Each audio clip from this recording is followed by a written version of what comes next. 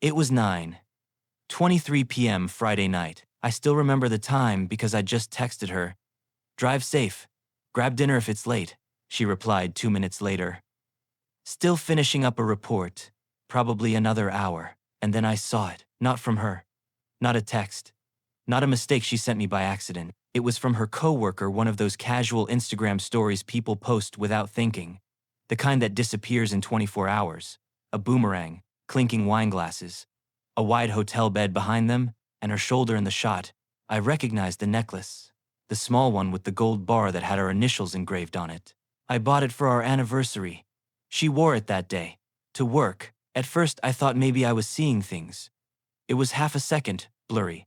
I paused it. Went back. There it was. Her smile. His hand. The wine. The damn headboard. The timestamp on the story?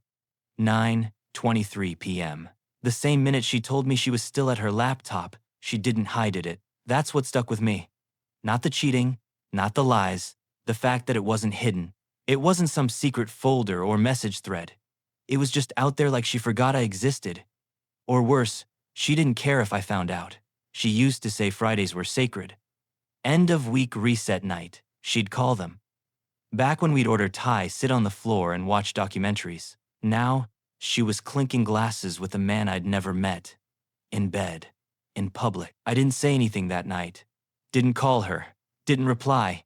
I just stared at the screen, watched the loop of the boomerang over and over her glass going forward and back, like a pendulum mocking me. I put my phone down. Got up. The apartment was quiet. Her slippers were by the door. The scent of her dry shampoo still hung in the hallway, and all I could think was, she wasn't even smart enough to delete it. I walked to the kitchen, opened the fridge, closed it. My hands were shaking, but not with anger. It was something else, something colder, because in that moment, I knew it had been going on for a while. Not just that night, not just that guy, but the pattern, the routine, the comfort she had in lying to my face, the fact that she didn't flinch when she texted me, still at work, while his arm was literally around her. I sat down on the couch. The one we picked out together. She said the color reminded her of our first apartment. I remember thinking she was sentimental back then. Now I wondered if she just liked saying things that sounded romantic. The worst part? I wasn't even surprised. Not fully. There'd been things, moments, but I'd pushed them aside, told myself I was being paranoid. And now I was staring at proof. But it didn't feel like a discovery. It felt like confirmation of something I already knew. So he didn't react. I didn't yell. I didn't send a screenshot. I just sat there. Silent. And that's when it really hit me. Even the way she betrayed me felt routine. We met during a merger. 2 companies becoming one, spreadsheets. Chaos. Too many coffee runs. She was on the other side of it. Sharp, fast-talking. The kind of woman who could finish your sentence before you got halfway through it. She wore these clean blazers and always had a pen clipped to her notebook. Her laugh turned heads in every meeting. We sat across from each other during the joint audit planning week. She asked if I had a charger. I said no, but I'd bring one tomorrow. She said, "What kind of man doesn't carry a phone charger?" I said, "The kind who's trying to talk to you again tomorrow." She smiled. "That one, the sideways kind." And that was it. Our first real date wasn't some candlelit dinner. It was after a project wrap party. We left early, shared fries in the back of her car. She talked with her hands, big, swooping gestures like everything she said deserved space in the air. She told me she liked how quiet I was, said it made her feel safe, said most men were just waiting for their turn to speak, but I listened, and for a while, that was enough. We moved in together 3 months later. Too soon, everyone said, but it felt easy. Natural, like we were building something before we had a name for it. Friday nights became our thing. We'd order Chinese always the same. Sesame chicken, extra dumplings, and those weird soda cans she liked from the Korean market. We'd sit on the couch with our legs tangled. No music, no phones, just old documentaries. Sometimes she'd fall asleep halfway through, her head in my lap, her fingers curled like she was still mid-sentence. She had this habit of documenting everything. Memories matter. She'd say, even dumb stuff, a blurry photo of our first burnt pancakes, a sticky note I left on her laptop, the way our rescue dog slept sideways on her robe. She said, "Even when we're old and gray, I want to scroll back and remember this." Back then, I believed her. The first time we fought, really fought, was about nothing. Something dumb like dirty dishes or forgetting to call when I was working late. She cried. Said she didn't want us to become another couple who stops trying. I held her on the floor of our kitchen while the takeout got cold. We promised we'd never be those people. But a year into her promotion, things shifted. She started staying later on Fridays, said the new clients were demanding, that the team needed her there for big closings. She'd come home tired. Makeup still perfect. Heels still on. She stopped picking up the food. Stopped calling me when she was on her way. Started saying things like, "You don't understand the pressure I'm under." And I wanted to believe her. I wanted to believe that the ambitious woman I fell in love with was just climbing, that I was being needy, that I was the one who needed to grow up and not expect every Friday to be some romantic ritual. So I just did. Told her it was okay. Started eating alone. Watched shows she didn't like just so she wouldn't feel guilty. I even started picking up the Chinese out of habit just in case she came home hungry. Most nights, the cartons stayed full. I'd toss them in the trash before bed and pretend it didn't bother me, but it did. There was this one night I remember because I'd cleaned the whole place.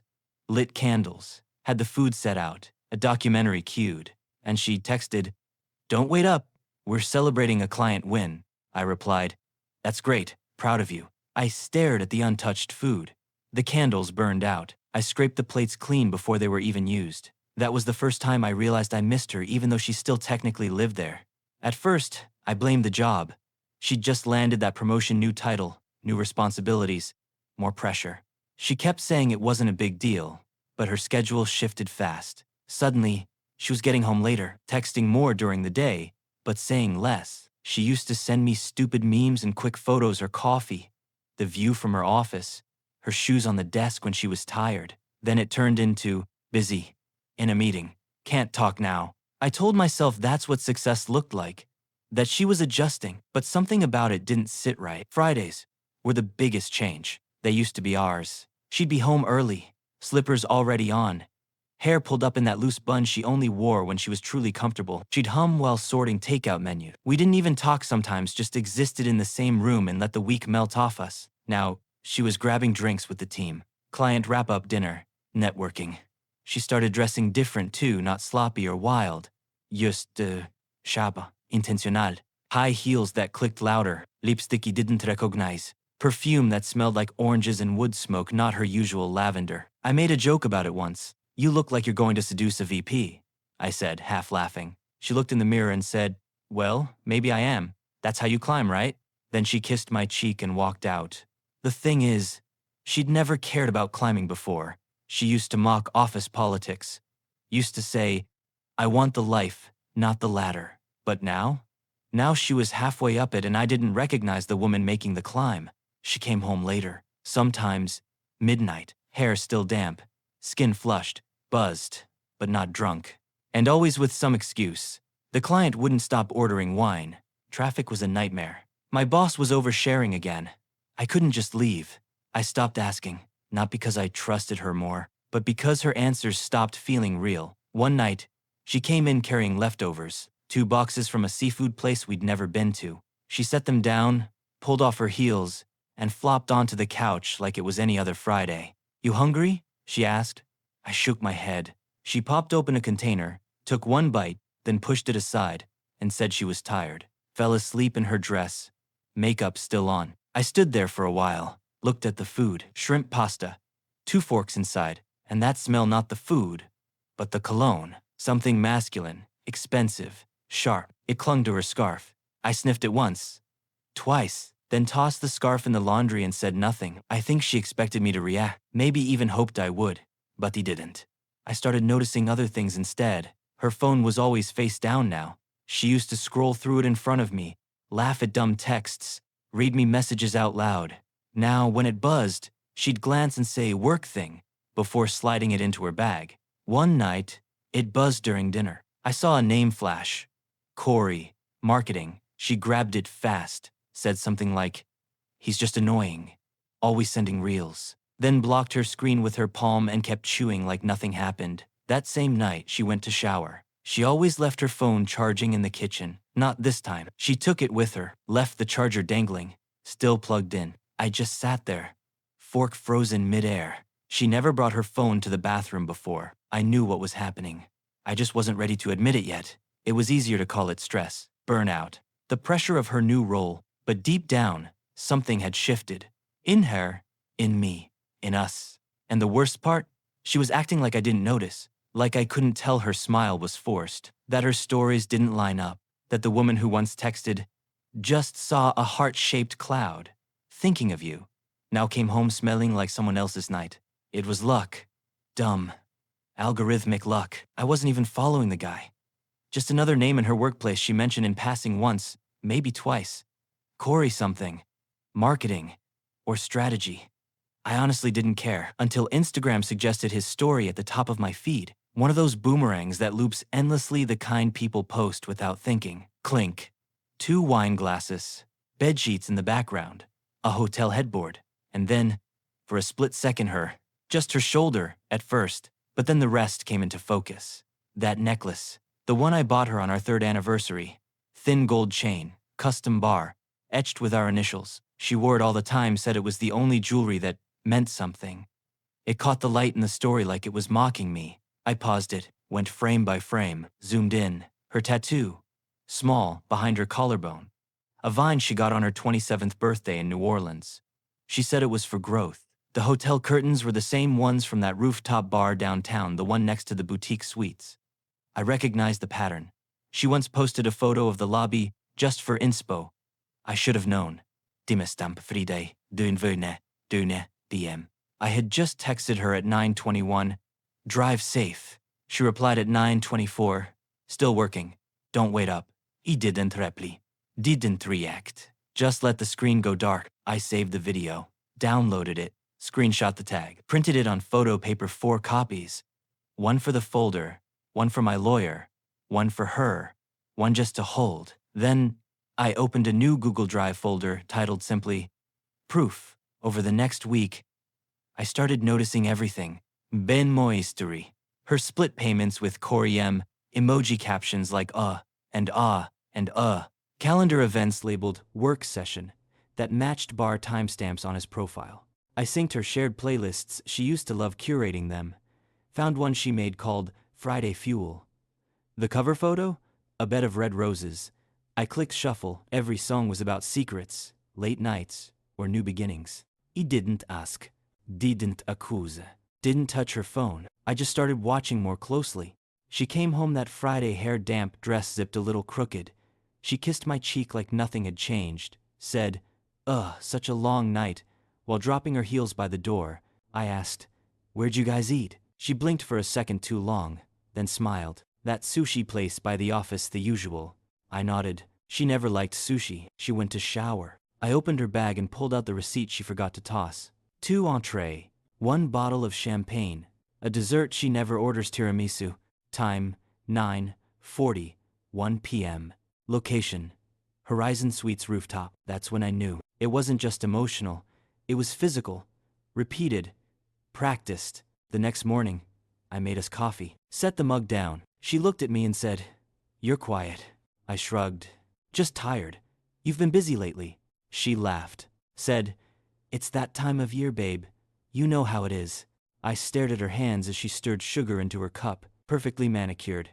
The same red she wore the night in that video. She was humming, like nothing was breaking beneath us.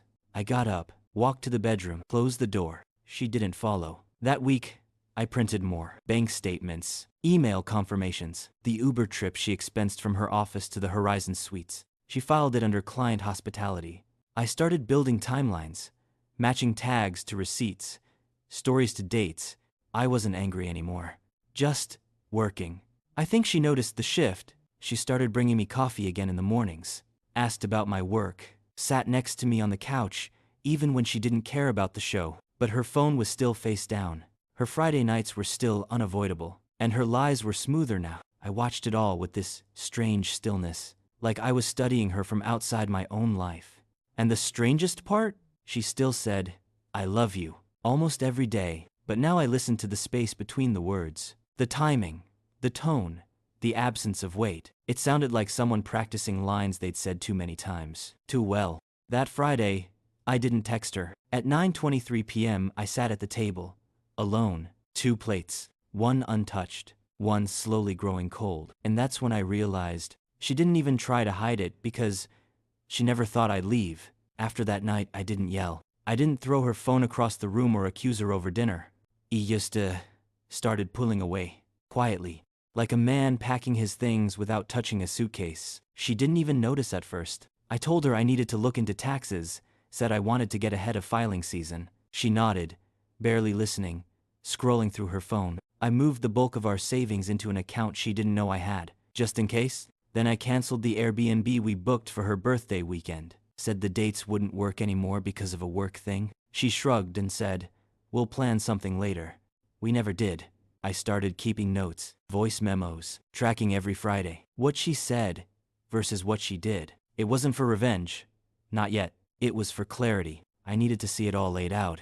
Needed to prove to myself I wasn't crazy. The funny part is she still kissed me every morning. Still asked if I needed anything from the store. Still sent the occasional "thinking of you" text, usually with some picture of the dog. But I stopped replying. Stopped kissing back. Stopped pretending. I watched her lie with ease, with rhythm, with that voice she used in meetings, calm, reassuring, polished. And every time she said, "I love you," it sounded like customer service, scripted, trained, unnatural. I tried to hear it the old way, but the tone never landed. The day I spoke to the lawyer, I came home late. She was on the couch, wine glass half full, wearing one of my hoodies. "Everything okay?" she asked, barely looking up. "Yeah," I said. "Just thinking about going freelance. Tired of corporate." She paused. Then, "That's cool. You've always wanted more freedom." That was it. No curiosity. No worry. No, "What does that mean for us?" Just convenience. That was the moment I knew. She wasn't worried because she didn't plan on sticking around much longer. I stopped planning meals, stopped leaving notes, stopped checking in. Instead, I started packing small things she wouldn't notice. My passport, my backup drives, the framed photo from our first trip, the one where she was holding my hand across the paddle boat. I watched her every Friday, walking out in heels, perfume trailing behind her. Watched her apply lipstick in the hallway mirror, like she didn't just lie through her teeth. She'd wink and say, "Wish me luck, big pitch tonight." And did not. Smile. Say, "Knock him dead." That was my quiet, my little inside joke. Because I wasn't trying to stop her anymore. I was watching her destroy herself. The last Friday before I left, she came home around 12:30 a.m. I was awake, pretending to sleep on the couch. She didn't kiss me goodnight. Just dropped her purse, kicked off her heels, and walked past me like I was furniture. I heard her whisper into her phone, "I told you I'd call when I got in." Then the bathroom door closed, and the water started. I sat there, staring at the ceiling, listening to the sound of her shower. I wondered how many other nights she whispered that same sentence to someone else. How many times she walked past me with the phone still buzzing in her pocket. I didn't say a word. The next morning, I made her coffee. Same way she liked it, almond milk, 2 sugars. Set it down in front of her. She blinked, surprised. "Thanks," she said, confused smile tugging at her mouth. "Everything okay?" I nodded. "Yeah, I think I just needed a reminder of who I am." She tilted her head. "You're acting different." "Am I?" "Yeah. Like, I don't know. Lighter." I shrugged. She didn't ask again. Later that night, she fell asleep early, probably from guilt. Or maybe she just stopped caring about hiding. I sat at the desk in the corner, printing one last sheet, a copy of the Instagram tag, placed it in a manila envelope, slipped it into her purse while she slept. I packed the last box, taped it shut, put my key on the counter, and walked out. She didn't wake up, and I didn't look back. It was a Friday. Fitting. She left that morning like always, heels tapping down the hallway, iced coffee in one hand, blazer slung over the other. She kissed my cheek and said, "Wish me luck. Big day." I nodded, watched her walk out the door for the last time, waited for the click of the elevator, then got to work. The screenshot, the one from her coworker's story, I printed it again. This time on high-gloss photo paper, cropped, enlarged, her shoulder, the wine glasses, the timestamp, 9:23 p.m. I slid it into a thin black envelope. No note, no signature, just the image. Then, I unzipped her laptop bag. Right between her charger and her folder of client briefs, I tucked it in. She'd find it eventually, Maybe not today, maybe not until Monday, but it would be there, waiting, watching. I didn't take much, just what I needed. Clothes, documents, my grandfather's watch, a few books. Everything else I left exactly where it was. No mess, no drama, no broken glass or scrawled letters on the wall, just absence. I booked a hotel 3 blocks away. She'd walk past it and never know I was behind that window, watching the life we shared dissolve like steam on glass. I turned off my phone, left a note with the front desk in case she showed up. Not accepting visitors? No exceptions. At 6:42 p.m., she called. I didn't answer. At 7, 1 again. Then 7, 8, 7:15分, 7:17分, 7:18分. By 9:0, it was 17 missed calls, 2 voicemails, 3 emails. Then a message, "What is going on?"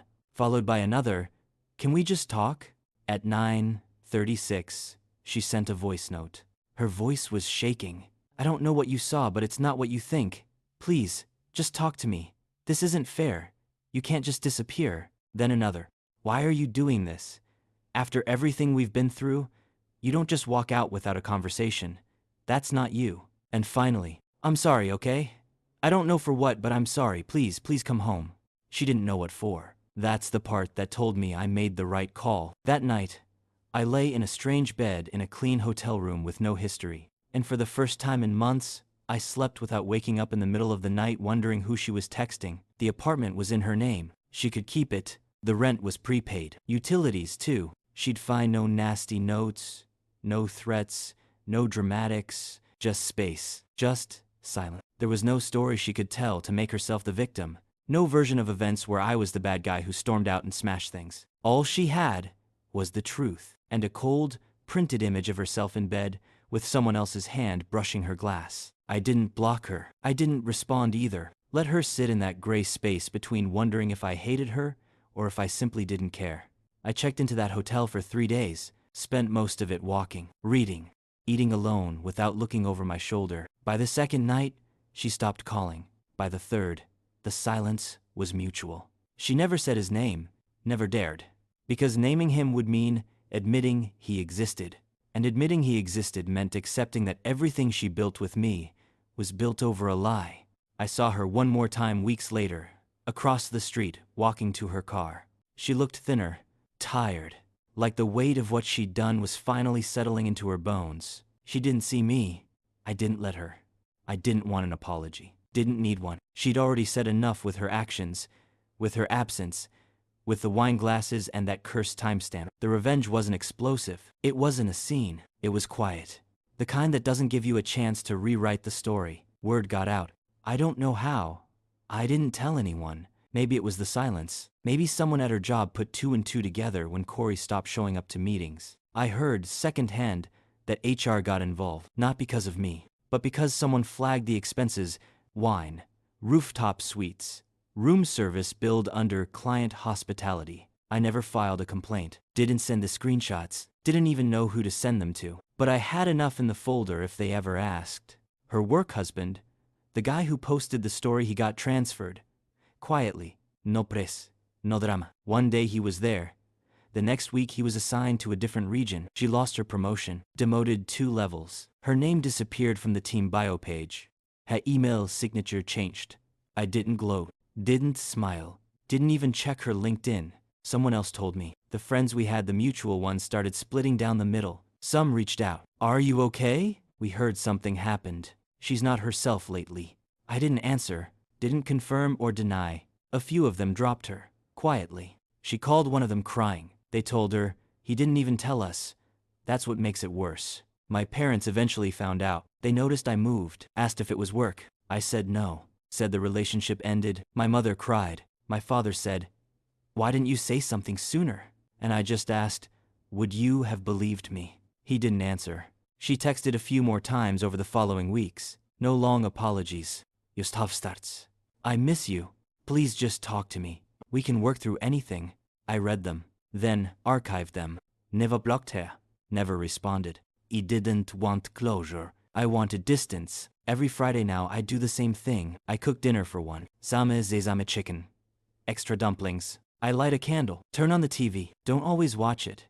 Sometimes it just plays in the background, filling the silence she used to fill with stories about coworkers I never met. I walk the dog around 9:00, same route, past the bakery that used to sell her favorite muffins, past the wine shop she said had bad vibes. I check the sky around 9:23 p.m. Sometimes it's clear, sometimes it's overcast, but it's always quiet. And that's the best part. I don't hate her. That's the part that still surprises me. Not the lies, not the gaslighting, not the silence she weaponized so well, just the emptiness that came after. You'd expect rage, you'd expect some lingering sting, but there's nothing, not even relief, just stillness. She wanted excitement, and she got exposure. She used to say life felt too predictable with me, too routine, too safe. But now I wonder if that was just code for, I need something to destroy so I can feel alive again. It wasn't the sex. I could have forgiven that. What I couldn't forgive, what I still can't, was how easy it was for her to lie. Not just once, but repeatedly, effortlessly. She could look me in the eye, kiss my forehead, and say, I love you, then walk out the door with someone else's name on her phone.